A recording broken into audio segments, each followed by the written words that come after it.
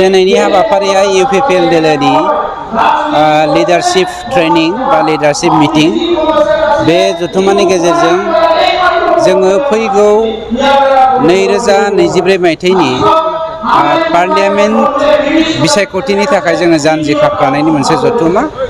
गतिके दिनैनि साना जों जे क'क्राझार बियाबावहाय एमपि बा पार्लियामेन्ट सिटखौ देरहानो हागोन बे थांखिजोंनो जोंनि दिनैनि हाबाफारिनि जागायनाय। बेसेबांसो मानसिफोरा बेयाव थुबुर जमा जादों? बेसेबां माने जोंनियावहाय टटेल 420 प्राइमारि दं, बेनिफ्राय गासै 10टा जिल्ला दं, बेनिफ्राय जोंनियावहाय 40टा ब्लक दङ।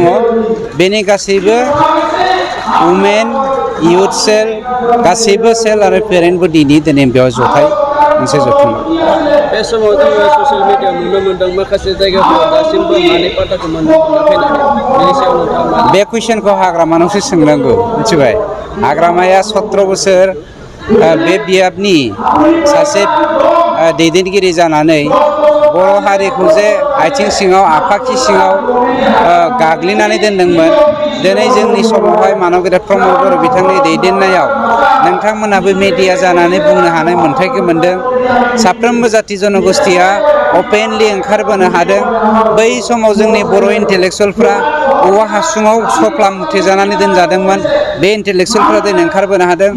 थुनलाइ आफादा दिनै उदाङै हाबा मावनो हादों। बर' गासैबो गौथुमारि आफादफोरा उदाङै हाबा मावनो हादों।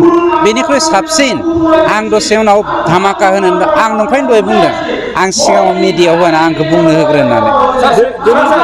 सार चिरांनि मा सोंबाय था। चिरांनि जाथायनि सायाव चिराङावलाय हाग्रामा बायदि दंफां सिखाव मुन मुन बायदि बिबोनां दंफां सिखावनि थुलुंगानायावसो जादों। मानोना चिराङाव स्पेसियेलि आंनि एगेन्स्टआव बिपिएफआ नांना दं नालाय बेवहाय खाम्फा मुनमुन आरो हाग्रामाया नांथाबनानै दङ। खिन्थु बिथांमोना साक्सेसफुल जानो हाया। लावआ जेसेबांखि फिथाइ थायानो मानो बिलाइनि सिङाव थाखायो, जों बिलाइ बिसोरो लाव फिथाइ। दिनैनि मेलनि गेजेरजों गोदान थांखि लाना लाङा? जोंनालाय जेब्लायबो थांखियानो गोदानखा, गोजाम थांखिखौ जों लाखाया।